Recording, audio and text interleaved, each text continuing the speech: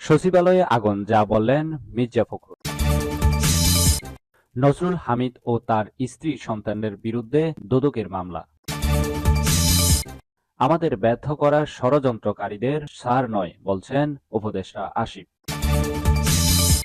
সর্বশেষ জানাবো, সাবেক দুদক কমিশনার জহুরুল হকের দেশ থেকে নিষেধাজ্ঞা। এতক্ষণ শুনছিলেন শিরোনাম, এবার বিস্তারিত। নিয়মিত সংবাদ পেতে অবশ্যই চ্যানেলটি সাবস্ক্রাইব করে রাখুন। পাশাপাশি ফেসবুকে নিয়মিত সংবাদ পেতে অবশ্যই পেজটি ফলো দিয়ে রাখবেন। সচিবালয়ে আগুন, যা বলছেন মির্জা ফখরুল। সচিবালয়ে আগুনের ঘটনায় গভীর উদ্বেগ প্রকাশ করে বিএনপির মহাসচিব মির্জা ফখরুল ইসলাম আলমগীর বলেছেন, এই ঘটনায় জড়িতদের শনাক্ত করে দ্রুত শাস্তির আওতায় নিয়ে আসতে হবে। গণমাধ্যমে পাঠানো এক বিবৃতিতে তিনি এ কথা বলেন। সচিবালয়ের মতো স্পর্শকাতর ভবনে ভয়াবহ আগুন এবং আগুনে একজনের মৃত্যু ও 2-3 জন আহত হওয়ার ঘটনায় আমি গভীরভাবে উদ্বিগ্ন। সচিবালয়ে ভয়াবহ অগ্নিকাণ্ডে গুরুত্বপূর্ণ নথিপত্র পুড়ে যাওয়ায় ব্যাপক ক্ষতি হয়েছে। বর্তমান অন্তর্বর্তী সরকারের এই ধরনের অগ্নিকাণ্ডে বিব্রতকর অবস্থার মধ্যে পড়ে অস্বাভাবিক নয়। তদন্তের মাধ্যমে অগ্নিকাণ্ডে প্রকৃত দোষীদের খুঁজে বের করে শাস্তির দাবি করছি। নিহতের পরিবার সহ আহতদের ক্ষতিপূরণ দেওয়ার আহ্বান জানাচ্ছি। নজরুল হামিদ ও তার স্ত্রী সন্তানের বিরুদ্ধে দুদকের মামলা। অবৈধভাবে সম্পদ অর্জনের অভিযোগে বিদ্যুৎ, জ্বালানি ও খনিজ সম্পদ মন্ত্রণালয়ের সাবেক প্রতিমন্ত্রী নজরুল হামিদ বিপুর বিরুদ্ধে মামলা করেছে দুর্নীতি দমন কমিশন। 36,37,97,000 টাকা অবৈধ সম্পদ, 98 ব্যাংক হিসাবে 3,181,58,83,000 টাকা অস্বাভাবিক লেনদেনের অভিযোগে মামলাটি করা হয়েছে। দুদকের পরিচালক মোহাম্মদ আক্তার হোসেন সাংবাদিকদের বিষয়টি নিশ্চিত করেছেন। একই সঙ্গে আয় বহির্ভূত সম্পদ অর্জনের অভিযোগে নজরুল হামিদ বিপুর স্ত্রী সীমা হামিদ ও ছেলে জারিফ হামিদের নামেও পৃথক মামলা করেছে কমিশন। এসব মামলাও নজরুল হামিদ বিপুকে আসামি করা হয়েছে। এই লেনদেনকে এক এজাহারে মানি লন্ডারিং সংক্রান্ত অপরাধ বলা হয়েছে। এছাড়া নজরুল হামিদের প্রভাব ও ক্ষমতায় অপব্যবহারের মাধ্যমে তার স্ত্রী আয় বহির্ভূত সম্পদের মালিকানা অর্জন করেছে বলে এজাহারে উল্লেখ করা হয়েছে।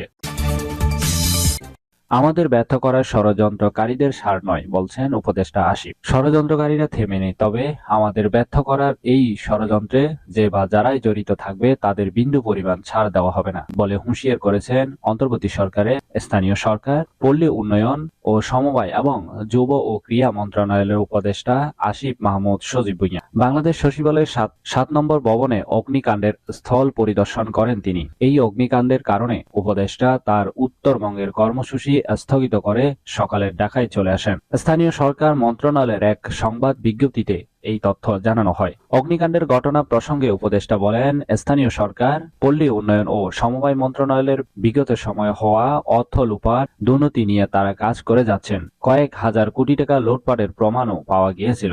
আগুনে ক্ষয়ক্ষতি নিবারণ ও কারণ উদ্ঘাটনে মন্ত্রণালয় ভিত্তিক তদন্ত কমিটি গঠনের নির্দেশ দিয়েছেন উপদেষ্টা।